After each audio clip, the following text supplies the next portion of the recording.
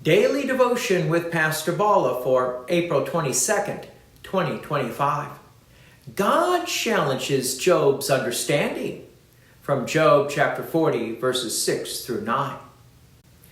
Then the Lord answered Job out of the whirlwind and said, "Dress for action like a man. I will question you, and you make it known to me. Will you even put me in the wrong? Will you condemn me, that you may be in the right? Have you an arm like God?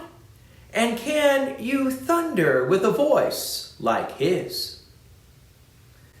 God speaks again, and once more, he does so from the whirlwind, an unmistakable reminder of his power and presence.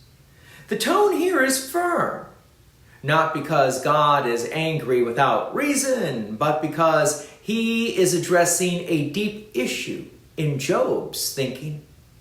Job has questioned God's justice. Now, God directly challenges that. Dress for action like a man is not a dismissal, but a call to attention. God is inviting Job to stand and answer, to engage with the seriousness of what he said.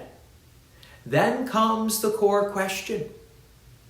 Will you even put me in the wrong? Will you condemn me that you may be in the right?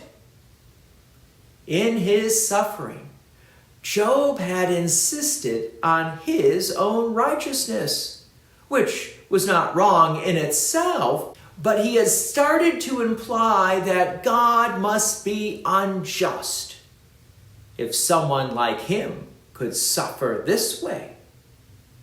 And that's the problem. Job's pain was real.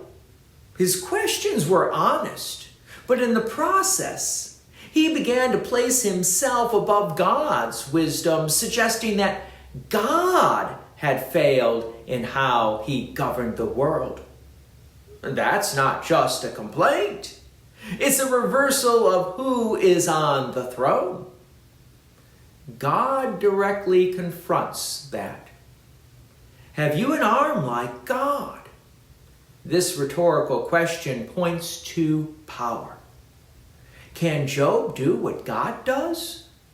Can he hold the world together? Can he speak with a voice that thunders across creation? No. The answer is obvious. And it's meant to humble, not humiliate. What's at stake here is not Job's suffering.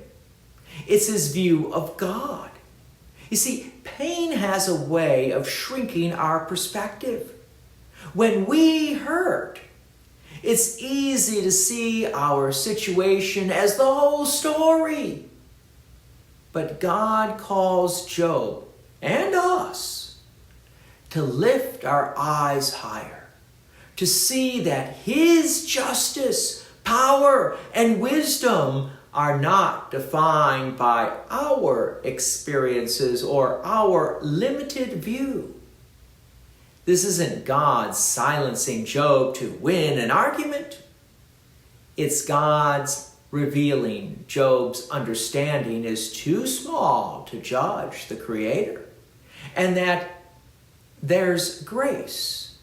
Because when we realize we're not in control, not all-knowing, not all-powerful, we're in a position to finally trust the one who is. So in challenging Job, God is ultimately leading him toward trust, not fear. He is showing that while we may not understand everything, we can rest in the truth that God is always just, always right, and always worthy of our faith.